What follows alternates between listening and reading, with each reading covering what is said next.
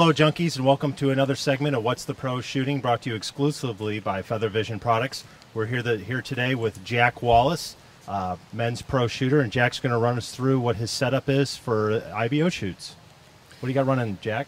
Right now this weekend I've got my Apex 8 out. I've got a True Ball Excel sight. I've got the Excel 31 millimeter scope, and I run the Feather Vision 4-power lens. Depending on the lighting of the targets, sometimes I'll pop it in or out. Right now, as dark as it is down through that tunnel and that dark target, I may not run it.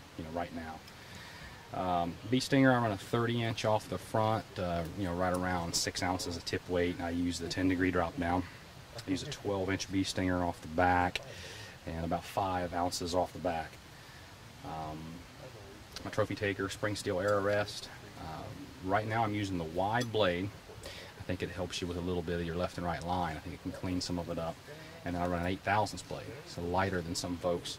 And I'm doing that because I can run just a little bit of a knock high loop and then get the air up over top of the blade, and it'll shoot bullet holes with everything I stick on. Release, True Ball HT Pro. It's the brass one. I've played with the HT, early in the season. Loved it. When I started working with the brass one, the extra weight just made me feel a little more steady in the backside. And I've shot straps, wrist straps, and tension releases. I've won both, but for me, and I'm maybe opposite of a lot of folks, I can pull more weight with a tension, and I tend to hold it a little steadier. So that's kind of my go-to release. So.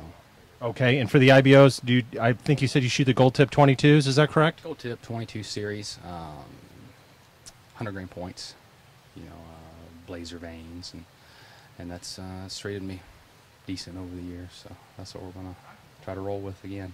Okay, and actually let's talk about just one thing real quickly here, because we get a lot of questions actually from some of the pictures we take of the shooters and people asking about. Tell me about what you got going on there with your peep sight. A lot of times guys will get lefts and rights in tournaments, and maybe they'll round the corner in some shoots. We'll have 10 targets down this lane, 10 targets down this lane. When you turn the corner and the sun's coming in from a different side, you can lose line.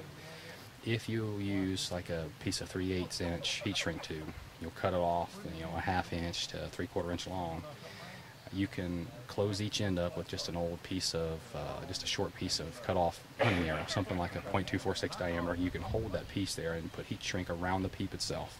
And it creates a dark tube, but when you look in it, it's almost like looking through a rifle scope. It's completely shaded, completely dark.